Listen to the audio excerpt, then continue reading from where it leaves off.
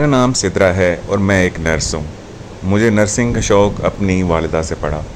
उन्होंने एक लंबा अरसा नर्सिंग का काम सर अंजाम दिया और मुझे उन्हीं से इंस्पिरेशन मिली कि मैं भी नर्स बन के लोगों की खिदमत कर सकूँ। मेरे में खिदमत करने का भरपूर जज्बा छोटी उम्र से ही मौजूद था। इसी की वजह से मुझे इस शोबे में काम करते हुए बहुत खुशी महसूस हुई। लेकिन इसी के दौरान जब मैं एक मेंटल हॉस्पिटल में अपनी ड्यूटीज़ सर अंजाम दे रही थी, उस दौरान मेरे साथ कुछ ऐसे वाक़यात पेश आए जिसका मैं आपके साथ शेयर करना ज़रूरी समझती हूँ। आज की वीडियो में आप सबको खुशामदीद। बिस्मिल्लाहिर्रहमानिर्रहीम, अस्सलाम वालेकुम। तमाम तारीफ़ें अल्लाह रब्बुल इज़्ज़त के लिए, बेशुमार दुरूद नबी अकरम सल्लल्लाहु अलैहि वसल्लम और आपके आल पर। बराए मेहरबानी वीडियो मुकम्मल देखिएगा। अगर आप मेरे चैनल पर नए हैं तो इसको सब्सक्राइब कीजिए। वीडियो पसंद है इसको लाइक कीजिए और कमेंट में अपनी राय का इज़हार ज़रूर कीजिएगा। तो चले चलते हैं आज की वीडियो की तरफ। मुझे समझाया था कि मरीज़ों के साथ हमेशा शफ़क़त और मोहब्बत के साथ पेश आना, क्योंकि मेरी वालिदा एक तजर्बाकार नर्स रह चुकी थी। तो उनकी बताई हुई तालीम के मुताबिक ही मैंने अपनी ड्यूटी सर अंजाम दी। मैं पूरे हॉस्पिटल में मशहूर थी कि ये मरीज़ों को अपने ख़ानदान की तरह ट्रीट करती है। मैंने हमेशा यही कोशिश की कि हर मरीज़ के साथ प्यार, मोहब्बत और शफ़क़त के साथ पेश हों। वालिदा कहा करती थीं, ये मरीज़ कभी हमारी तरह नॉर्मल इंसान हुआ करते थे। वक्त और अपनों के सताए हुए मुज़ालम की वजह से आज ये इस स्टेज पे पहुंच चुके हैं कि अपने दिमागी तवाज़ुन को खो चुके हैं। कुछ तो इतने ज़्यादा ख़तरनाक होते थे कि हॉस्पिटल की सबसे ऊपर वाली बिल्डिंग जो कि 5वें फ्लोर पे मौजूद थी, उन्हें लॉकअप में कुछ देर के लिए रखना पड़ता था। उसका दौरानिया बढ़ा दिया जाता था। इस पे डिपेंड करता था कि वो किस हद तक अपने आप को और दूसरों को नुकसान पहुंचा सकते हैं। वहाँ पे सिक्योरिटी का भी खातिर ख़्वाह इंतज़ाम मौजूद था, ताकि कभी कभार अगर स्टाफ को कोई मरीज़ हमला करने की कोशिश करे तो सिक्योरिटी इंटरवीन करके उसकी हिफाजत कर सके। ये मेरी ड्यूटी के तकरीबन 1.5 साल के बाद का वाक़या है। मैंने हॉस्पिटल में एक बहुत खूबसूरत नौजवान लड़की और उसके साथ यकीनन उसके वालिदैन थे, उनको हस्पताल के अंदर आते हुए देखा। मैंने सोचा ये शायद अपने किसी मरीज़ को विज़िट करने आए होंगे। यकीनन जो लोग वहाँ पे मरीज़ मौजूद थे उनके अपने अज़ीज़ वक़ारिब रिश्तेदार कुछ अरसे के बाद उनको देखने आया करते थे, उनका हाल अहवाल पता करते थे। बहुत सारे लोग तो यहाँ से शिफा याब हो के जा भी चुके थे, लेकिन बदकिस्मती से उनमें से बहुत सारे लोग हफ्ते 2 के बाद दोबारा यहाँ पे एडमिट हो जाते थे। उनके घर वालों की ये कंप्लेन होती थी कि दोबारा से उन्हीं हरकत पे शामिल हो चुके हैं। ये हमारे लिए भी ख़तरा है और सोसाइटी के लिए भी ख़तरा है। लेकिन दोबारा जब उन्हें अस्पताल में दाखिल करवाया जाता तो उनका दौरानिया बढ़ा दिया जाता, उनका इलाज ज़्यादा सख्त कर दिया जाता ताकि ये शिफा याब हो सकें और दोबारा से इस मुआशरे का हिस्सा बन सकें। जो लड़की अपने वालिदैन के साथ उस हॉस्पिटल में दाखिल हुई, दिखने में बहुत खूबसूरत लड़की थी। उम्दा लिबास ज़ेब तन था, बाल रंगे हुए थे। देखने में वो एक पढ़ी लिखी नौजवान मॉडर्न लड़की लग रही थी।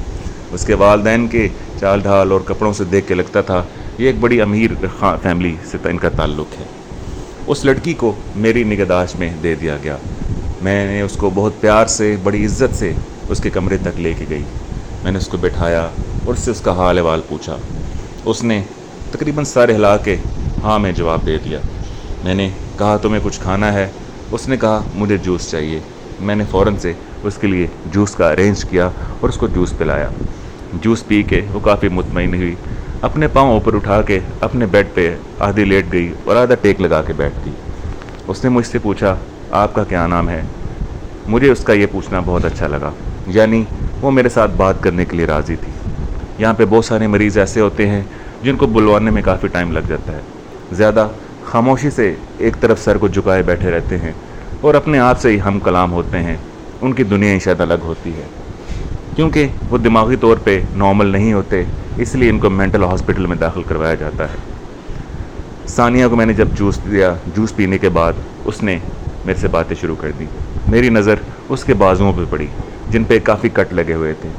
मुझे एक अंदेशा गुजरा, शायद ये किसी की मोहब्बत की सताई हुई लड़की है, शायद किसी लड़के ने इसके साथ धोखा किया है और इसने दिल बर्दाश्ता होकर खुद को तकलीफ़ पहुंचाई है, जो अमूमन आजकल की लड़कियां और लड़के आपस में करते हैं। लेकिन मेरे सारे अंदाज़े बाद में गलत साबित होने वाले थे। मैंने सानिया से पूछा तुम्हें क्या मसला है, کیا تم مجھے اپنی کہانی سنانا چاہو گی؟ اس نے نفی میں سر ہلا دیا۔ اس نے کہا، میں سونا چاہتی ہوں، مجھے اکیلا چھوڑ دو، میرا سر دکھ رہا ہے۔ میں نے سوچا ابھی تو اس نے بات کا آغاز کیا تھا اور اب یہ سونا چاہتی ہے۔ میں نے بھی اس کو زیادہ پریشرائز نہیں کیا اور اس کو کمرے میں چھوڑ کے مدھم لائٹ آن کر کے کمرہ بند کر کے باہر چلی گئی۔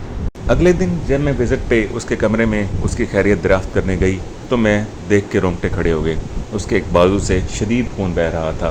میں نے وقت ضائع کیے بنا فوراً سے اس کے زخم کو صاف کیا، مرہم پٹی کی اور اس کو لٹا دیا۔ اس کی آنکھوں میں آنسو جاری تھے۔ میں نے کہا، یہ تمہارے ساتھ کس نے کیا ہے؟ اس نے کہا، میں نے خود کیا ہے، کیونکہ وہ میرے سے ناراض ہے، میرے سے بات نہیں کرتا۔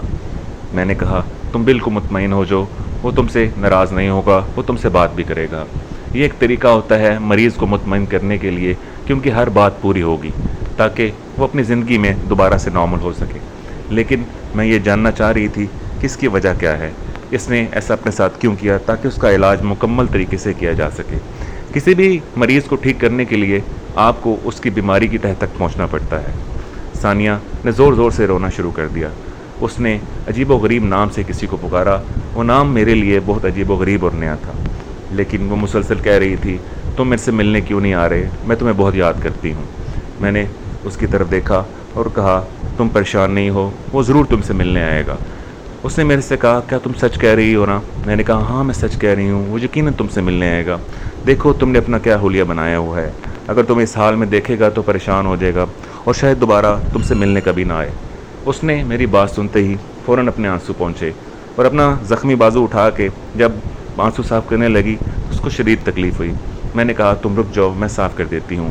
میں نے بڑے پیار اور محبت سے اس کا چہرہ صاف کیا، اس کا ماتھا چوما اور اسے کہا، تم تھوڑی دیر آرام کر لو، میں تھوڑی دیر بعد تمہارا حال پوچھنے ضرور آؤں گی۔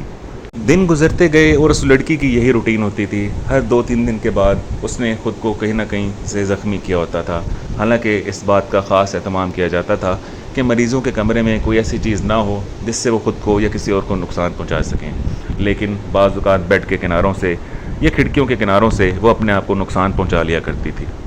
اس کو بہت زیادہ کیئر والے یونٹ میں 5ویں فلور پہ پہنچا دیا گیا، جس میں فرش کے نیچے ایک گدا بچھا کے مریض کو اس کے اوپر سلا دیا جاتا ہے۔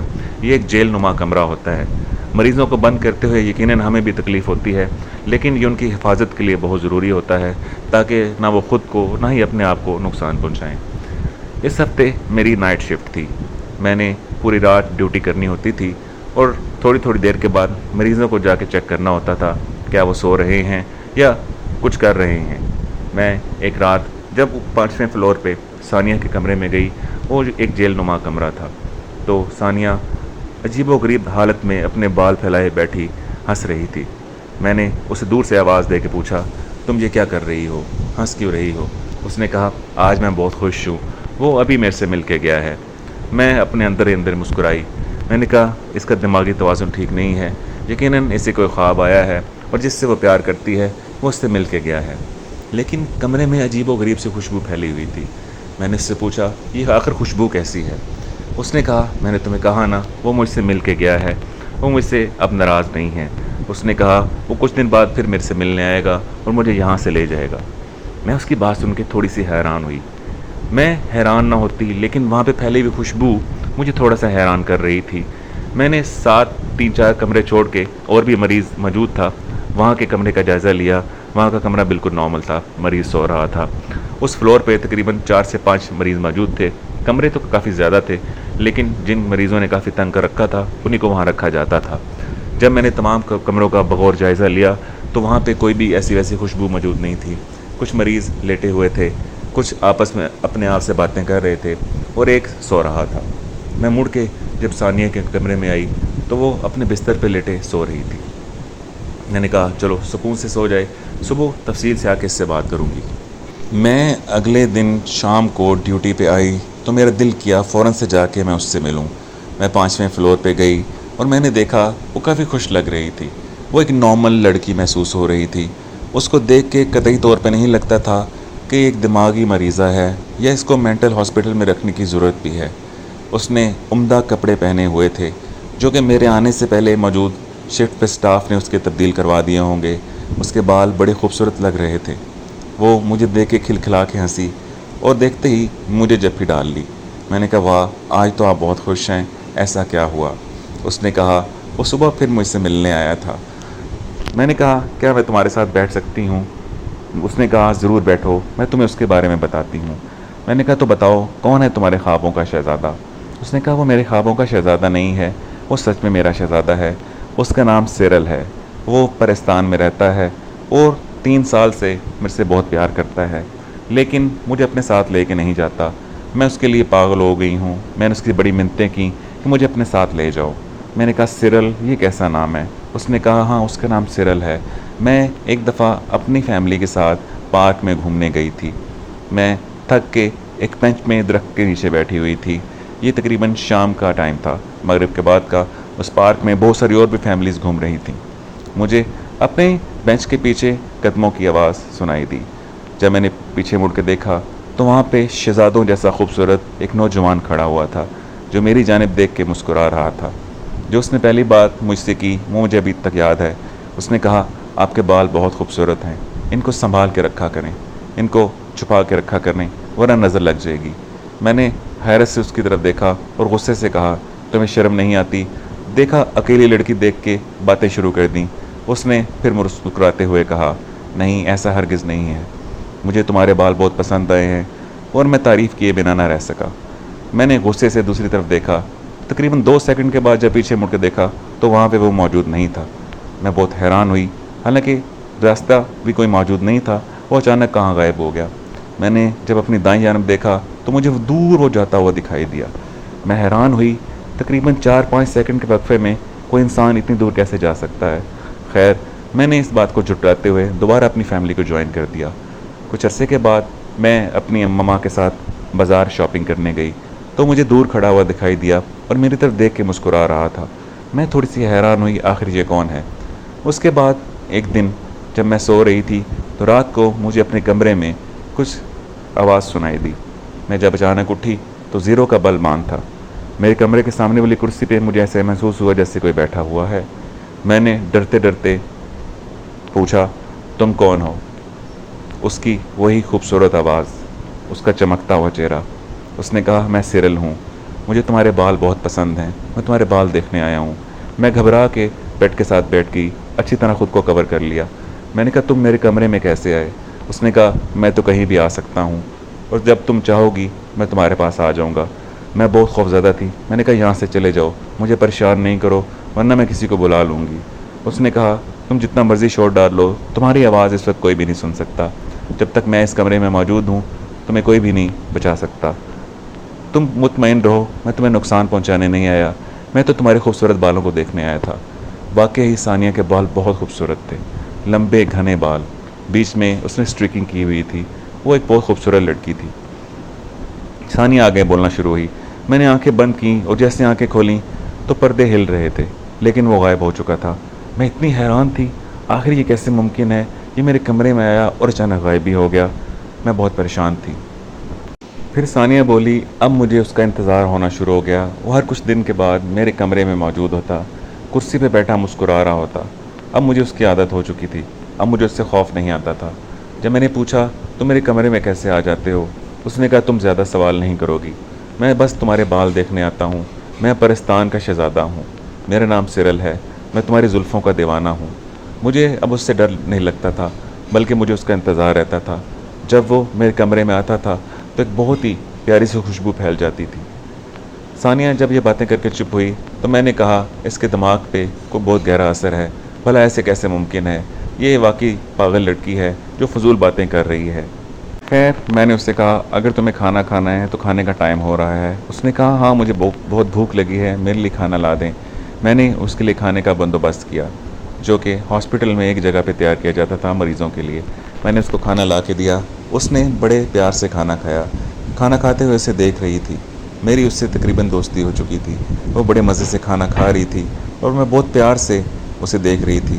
اس میں مجھے اپنی بہن نظر آ رہی تھی۔ وہ سچ میں ایک بہت خوبصورت اور معصوم لڑکی تھی، لیکن اس کی باتوں نے مجھے تھوڑا سا پریشان کر دیا تھا۔ اس نے ایک خوشبو کا ذکر کیا تھا کہ وہ سیرل جب بھی اس سے ملنے آتا تھا تو اس کے کمرے میں بہت پیاری خوشبو پھیل جایا کرتی تھی۔ اب جب میں اس کو ملنے آئی تھی تو کمرے میں ایسی پیاری خوشبو موجود تھی جو آج سے پہلے میں نے کبھی محسوس نہیں کی تھی۔ یہ بات میرے لیے تھوڑی سی حیران کن تھی۔ اس بات میں صداقت تھی کہ یہ جھوٹ نہیں بول رہی۔ اس کا دماغ کا مسئلہ نہیں، شاید کچھ جنات کا مسئلہ ہے۔ اس کے والدین نے جب اس کی ڈیٹیل لکھوائی تو انہوں نے کہا ہم نے دنیا کی کوئی جگہ نہیں چھوڑی جس سے اپنی بیٹی کا علاج کروایا ہو، لیکن یہ کھانا پینا چھوڑ چکی تھی، خود کو مارتی تھی، اپنے بازو، اپنی ٹانگیں، حتیٰ کہ اپنے پیٹ پہ بھی اس نے بہت بری طرح کٹ لگائے ہوئے تھے۔ یہ دیوار میں زور زور سے ٹکرے مارتی تھی، لیکن کچھ دن یہ بالکل نارمل رہتی تھی۔ ہم نے اس بات سے پریشان ہو کے جس جگہ میں موقع ملا وہاں پہ ڈاکٹروں کو چیک کروایا، لیکن بدقسمتی سے بیٹی کا علاج نہ ہو سکا۔ مجبوراً ہم اس کو اسائلم میں چھوڑنے آئے ہیں تاکہ یہاں اس کی اچھی طرح نگہداشت کی جا سکے اور اس کا علاج کیا جا سکے۔ ایک اور بات جو کافی حیران کن تھی وہ اس کی والدہ نے بتائی کہ بہت دیر تک یہ اپنے کمرے میں بند رہتی ہے اور اس کے اندر سے بولنے کی آوازیں آ رہی ہوتی ہیں، لیکن صرف اس کی اپنی آواز، دوسری طرف سے بالکل خاموشی ہوتی ہے۔ اس طرح آواز آ رہی ہوتی ہے جس طرح اس کے کمرے میں کوئی موجود ہو اور اس سے بات کر رہی ہو۔ ہم نے بہت کوشش کی یہ دیکھنے کی کہ کوئی خدا نخواستہ لڑکا اس سے چھپ کے ملنے آیا ہے، لیکن ایسا کچھ بھی نہیں تھا۔ اس کے والد نے تنگ آ کے ایک دفعہ کمرے میں کیمرہ بھی لگوا دیا۔ ہم نے دیکھا یہ کرسی کی جانب دیکھ کے باتیں کر رہی ہے، لیکن کرسی پہ تو کوئی بھی موجود نہیں تھا۔ ہم بہت پریشان تھے، اس لیے مجبوراً ہمیں اس ہاسپٹل میں اسے داخل کروانا پڑا۔ میں نے سوچا آج میں گھر جا کے اپنی مما سے اس مریضہ کا ذکر کروں گی۔ میں گھر آئی اور وہ بے صبری کے عالم میں اپنی مما کے پاس گئی۔ مما صبح اٹھی ہوئی تھیں اور میرا ناشتے پہ انتظار کر رہی تھیں۔ ناشتہ ہم نے مل کے کیا۔ میں نے کہا مما آج ایک مریضہ کا آپ سے ذکر کرنا چاہتی ہوں۔ میں نے شروع سے لے کے اینڈ تک تمام تفصیلات ان کو بتا دیں۔ میں نے سوچا میری والدہ ایک بہت تجربہ کار نرس رہی ہیں، یقیناً اس بارے میں میری وہ ہیلپ ضرور کریں گی۔ حالانکہ ڈاکٹر وہاں پہ اس کی نگہداشت کے لیے اور علاج کے لیے موجود تھے، لیکن میرا اپنا ایک کنسرن تھا جو کہ میں اس مریضہ کے بارے میں جاننا چاہتی تھی۔ میری والدہ یہ باتیں سن کے کافی حیران ہوئیں۔ انہوں نے کہا یہ باتیں سن کے مجھے کہیں سے بھی یہ دماغی مریضہ نہیں لگتی، یہ کہیں سے بھی پاگل نہیں لگتی۔ مجھے لگتا ہے اس کے اوپر جنات کا سایہ ہے، اس کا کیس ہی ٹوٹل ڈیفرنٹ ہے، اس کو مینٹل ہاسپٹل کے علاوہ روحانی علاج کی ضرورت ہے۔ لیکن کیونکہ اب میں ریٹائر ہو چکی ہوں، یہ میری مداخلت کا وقت نہیں ہے۔ اگر تم چاہو تو ڈاکٹر کے ذریعے اس کا ریکویسٹ کر کے علاج کہیں اور سے بھی کروایا جا سکتا ہے، لیکن بیٹا بہتر ہے تم ان کاموں میں دخل نہیں دو، تم اپنی نوکری کرو اور بس اپنے کام سے کام رکھو۔ لیکن کہاں، اب بات میرے دماغ میں بیٹھ چکی تھی۔ میں کسی نہ کسی طرح اس لڑکی کی مدد کرنا چاہتی تھی۔ میں تھوڑی دیر کے بعد سو گئی۔ شام کو اٹھی، میرا سر کافی بھاری تھا۔ میرا دل کیا آج میں جاب پہ نہ جاؤں، لیکن پھر میں نے سوچا میں نے ثانیہ کے بارے میں تحقیق کرنی ہے۔ میں بھاری دل کے ساتھ تیار ہوئی، اپنی جاب کی جانب رواں دواں ہو گئی۔ وہاں پہ پہنچی، اپنی اٹینڈنس مارک کی، اپنی ڈیوٹی کے مطابق دوسرے مریضوں کو چیک کیا۔ آج میں نے سوچا سب سے آخر میں اس کے پاس جاؤں گی۔ تقریباً رات کے 11:30 بج چکے تھے۔ میں نے سوچا میرے سے پہلے موجود لوگوں نے اس کی دیکھ بھال کر لی ہوگی اور روٹین کے مطابق اس کا چیک اپ ہو چکا ہوگا۔ جب میں وہاں پہ پہنچی تو مجھے اس کے کمرے میں پہنچنے سے پہلے ہی بہت تیز خوشبو آ رہی تھی۔ یہ خوشبو اتنی مسحور کن تھی کہ جیسے انسان کھو جائے۔ جب میں اس کے جیل نما کمرے میں پہنچی تو مجھے دروازے کے پاس بال بکھرے ہوئے کٹے ہوئے دکھائی دیے۔ مجھے کمرے میں اندھیرا محسوس ہوا، لیکن مجھے بیڈ پہ وہ کہیں نظر نہ آئی۔ میں بہت پریشان ہوئی۔